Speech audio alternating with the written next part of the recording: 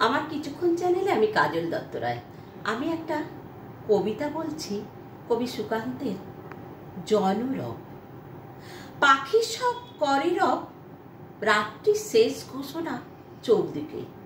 ভোরের কাকলি শুনি, অন্ধকার হয়ে আসে ফিকে। আমার ঘরেও রুদ্ধ অন্ধকার, স্পষ্ট নয় আলো।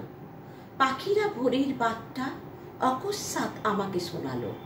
স্বপ্ন ভেঙে জেগে উঠি, অন্ধকারে খাড়া করি কান। পাখিদের মাতামাতি শুনি মুখরিত ঐক্যতান।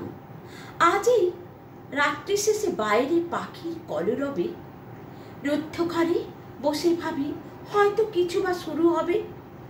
হয়তো এখনই কোনো মুক্তিদূত দুরন্ত রাখাল মুক্তির অবাধ মাঠে নিয়ে যাবে জনতার পাল। স্বপ্নের কুসুমকলি হয়তোবা ফুটেছে কাননে। আমি কি খবর রাখি? আমি বদ্ধ থাকি গৃহকোণে। নির্বাসিত মন নিয়ে চিরকাল অন্ধকারে বাসা, তাই তো মুক্তির স্বপ্ন আমাদের নিতান্ত দুরাশা।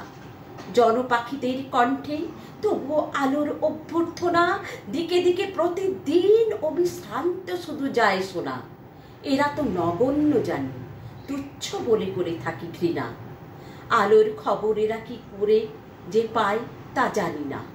এদের মিলিত সুরে কেন যেন বুক ওঠে তুলে, অকস্মাৎ পূব দিকে মনে জানলা দিয়ে খুলে। হঠাৎ বন্দর ছাড়া বাসি বুঝি বাজায় জাহাজ। চকিতে আমার মনে বিদ্যুৎ বিদীর্ণ হয় আজ। অদূরে হঠাৎ বাজে কারখানার পঞ্চজন্য ধ্বনি। দেখি দুলে দুলে লোক, দলে দলে লোক ঘুম ভেঙে ছুটেছে তখনই।